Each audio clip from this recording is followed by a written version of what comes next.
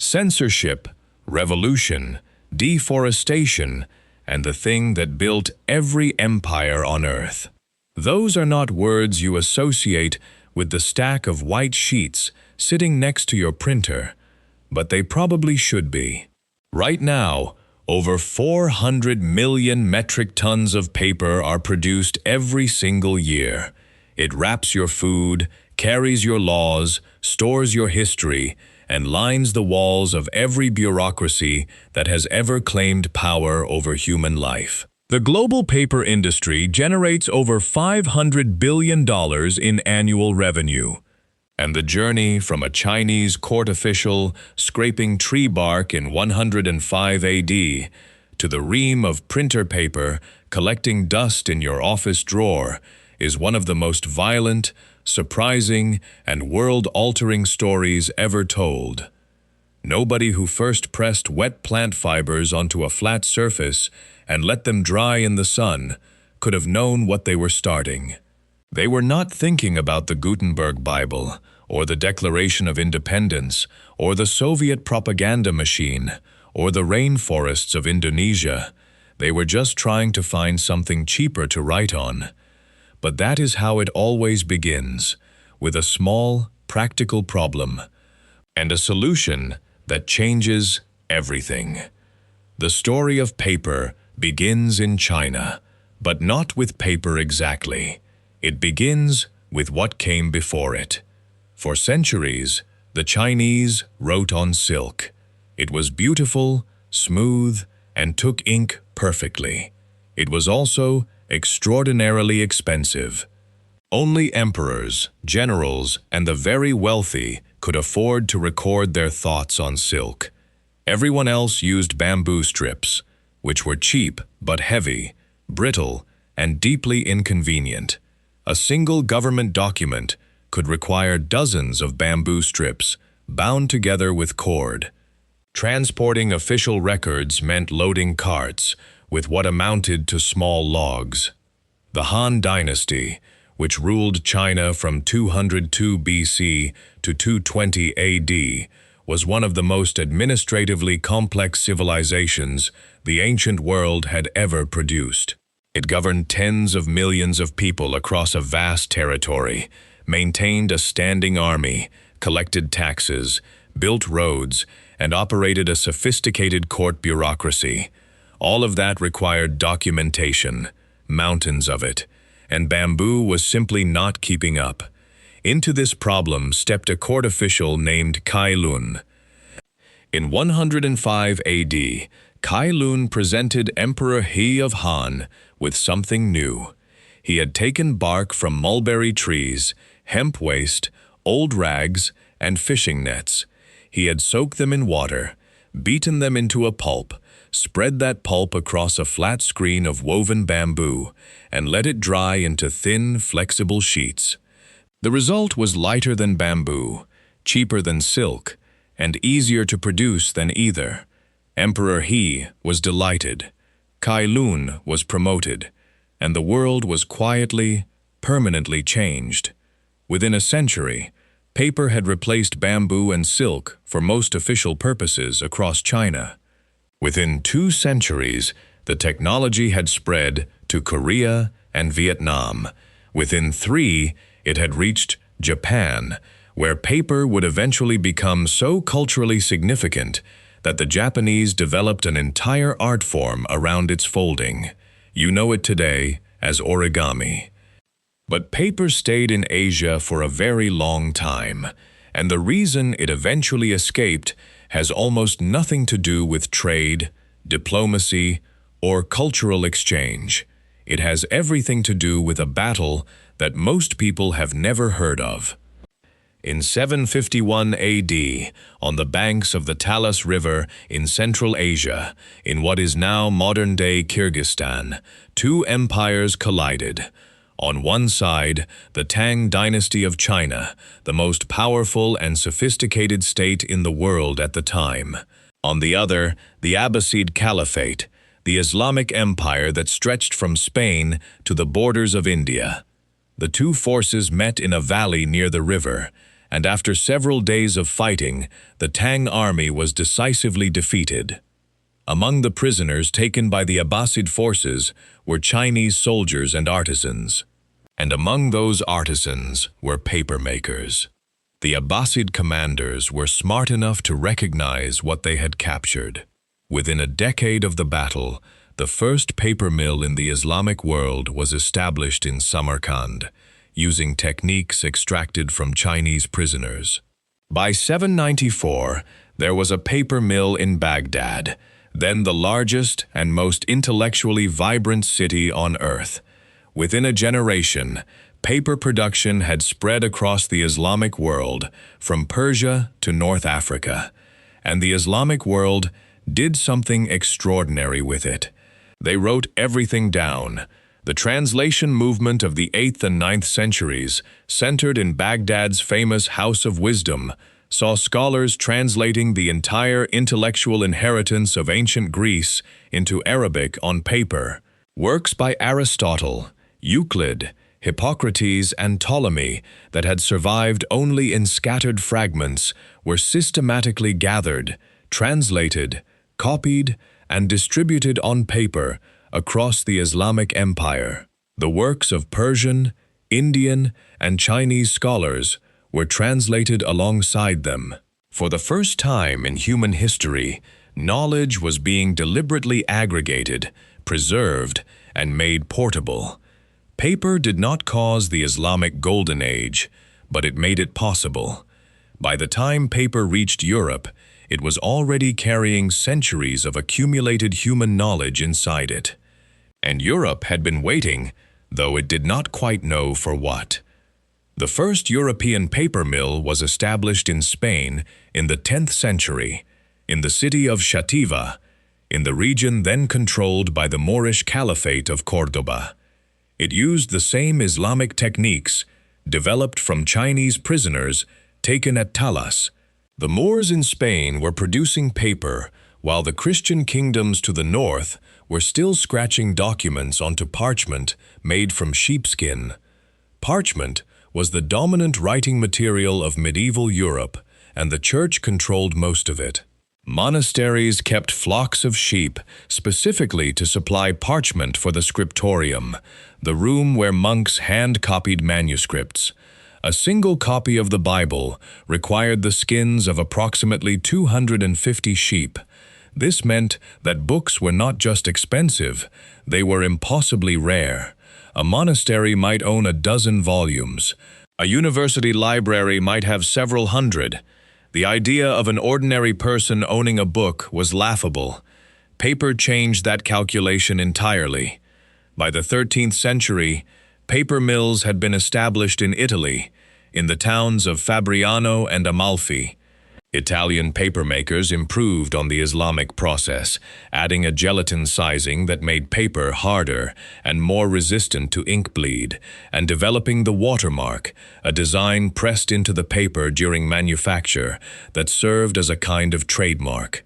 These innovations made Italian paper the finest in the world, and Italian merchants grew wealthy, exporting it across Europe. But paper alone was not enough to break the church's stranglehold on knowledge. For that, paper needed a partner. In 1440, in the German city of Mainz, a goldsmith and inventor named Johannes Gutenberg combined an existing screw press used for winemaking with individually cast movable type and oil-based ink. The result was a machine that could produce hundreds of identical pages in the time it took a monk to copy one. The Gutenberg press was not just a faster way to make books. It was a fundamentally different relationship between ideas and their circulation. And it ran entirely on paper. The first major book produced on Gutenberg's press was the Bible, printed around 1455. Within 50 years, an estimated 15 to 20 million books had been printed across Europe. Within a century, that number had reached over 200 million. Ideas that had once required decades to circulate now moved across continents in months. Scientific observations, political theories, religious arguments, and anatomical drawings could be copied exactly, distributed widely, and discussed simultaneously by people who had never met. The Protestant Reformation was, at its core, a paper revolution. Martin Luther nailed his 95 Theses to a church door in 1517. Within 2 weeks, printed copies had reached every major city in Germany. Within 2 months, they had circulated across Europe. The Church, that had controlled access to Scripture for 1,000 years, suddenly found itself facing a technology it could not contain. The printing press gets all the credit. But without paper, it was just a machine with nowhere to go. Paper had freed knowledge from the monasteries. Now it was about to free governments from kings. Or at least, that was the idea.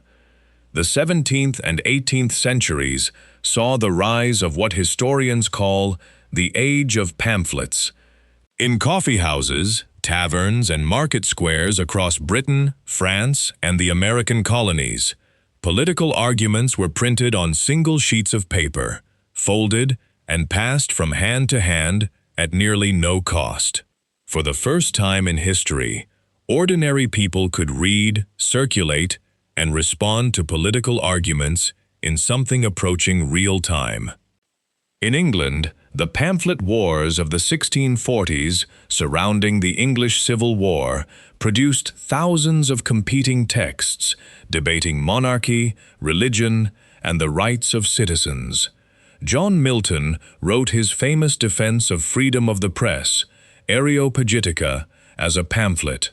Thomas Hobbes' Leviathan, one of the foundational texts of political philosophy, was written in direct response to the ideas flying around on paper in those years. In France, an entire underground economy of forbidden books and pamphlets flourished in the decades before the Revolution.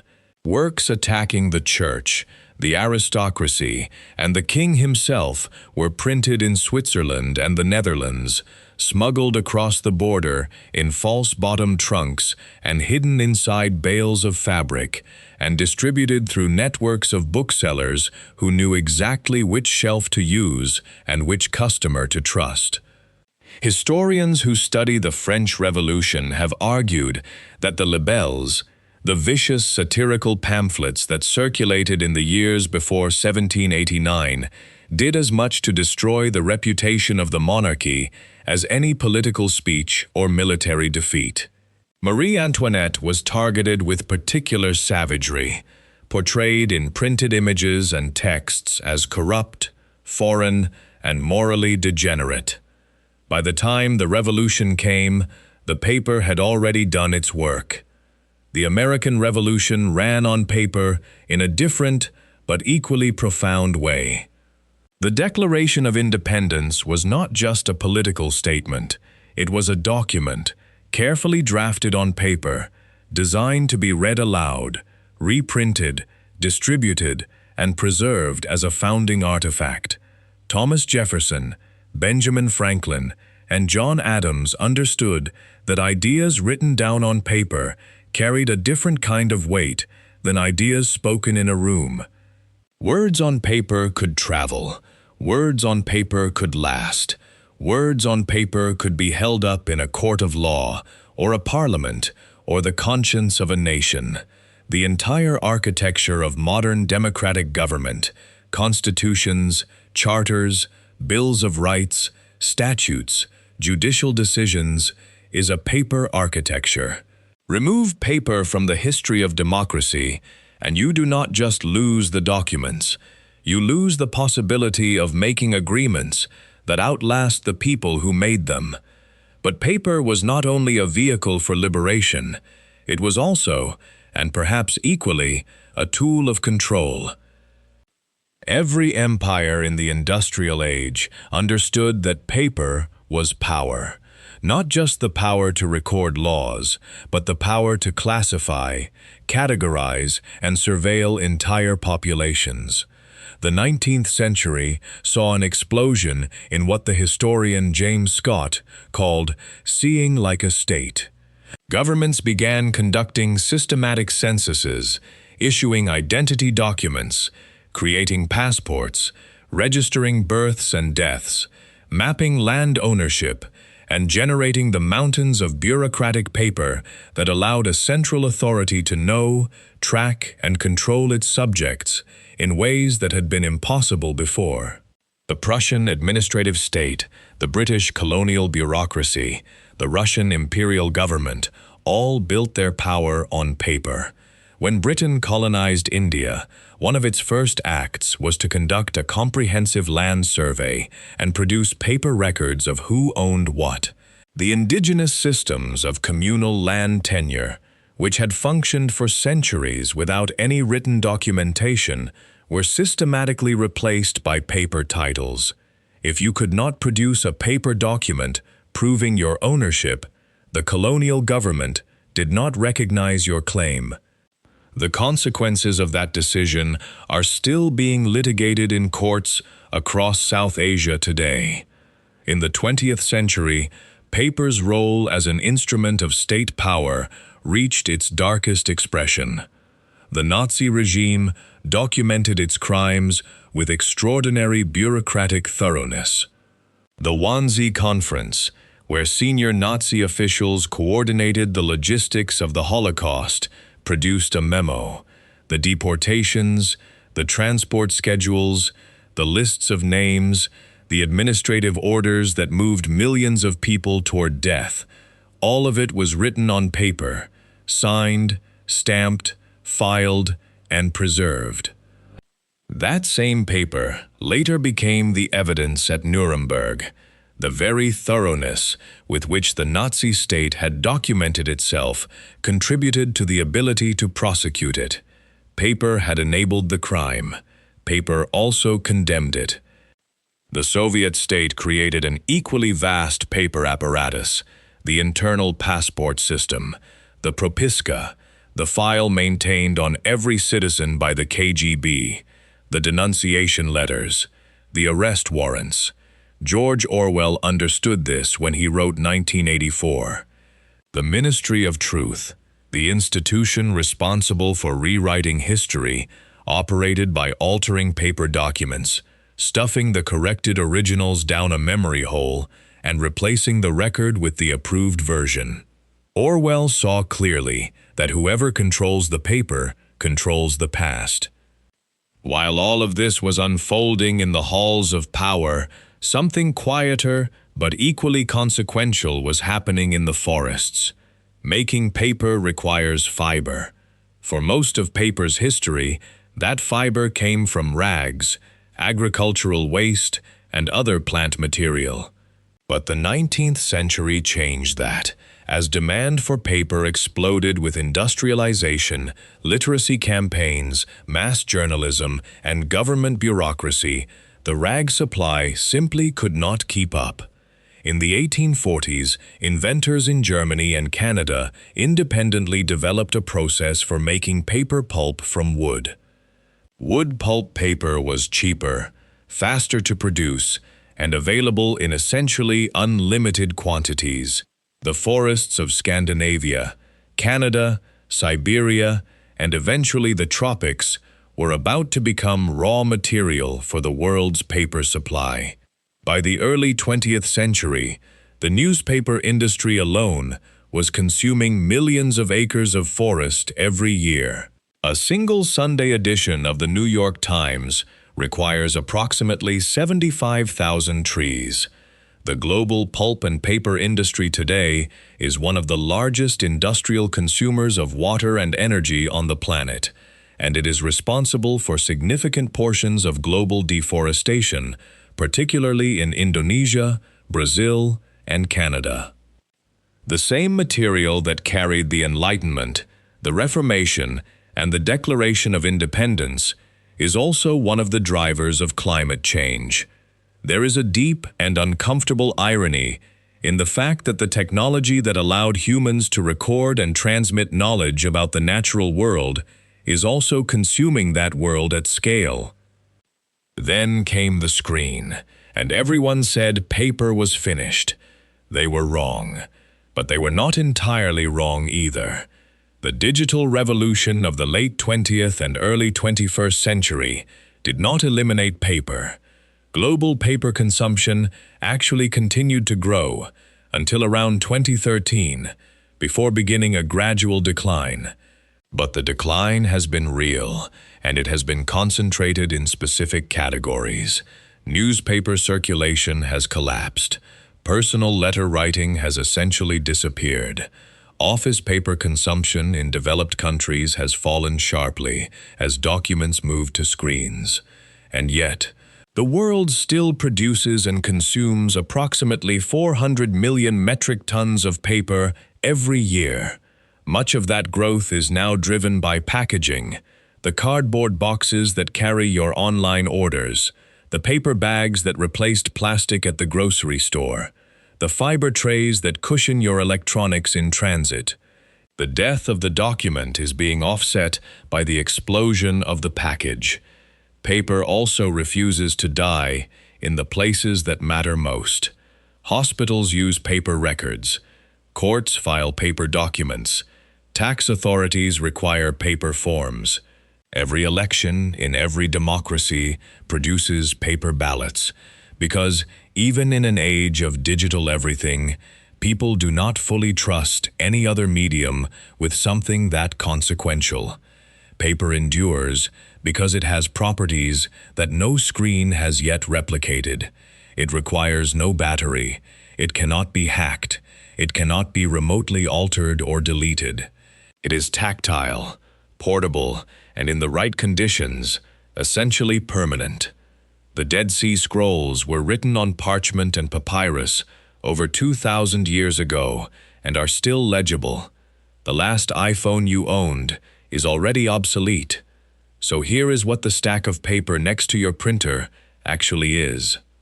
It is the descendant of a Chinese court official's experiment with wet plant fibers in 105 AD.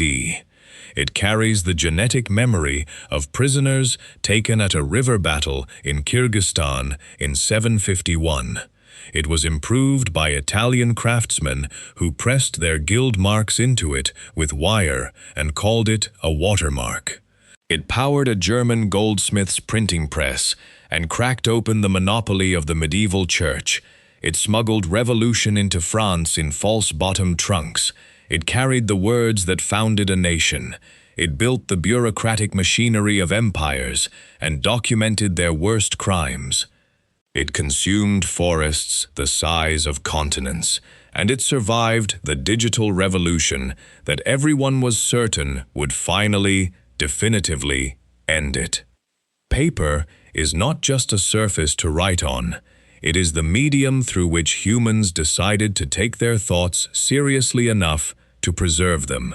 Every time a civilization wanted to say this happened, this is what we believe, this is what we agree to, this is who we are, it reached for paper.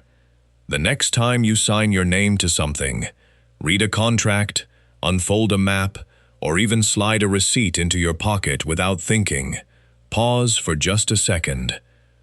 You are participating in one of the oldest and most consequential technologies in human history, a technology that toppled churches, built empires, funded revolutions, enabled atrocities, and preserved the accumulated knowledge of our species across 2,000 years.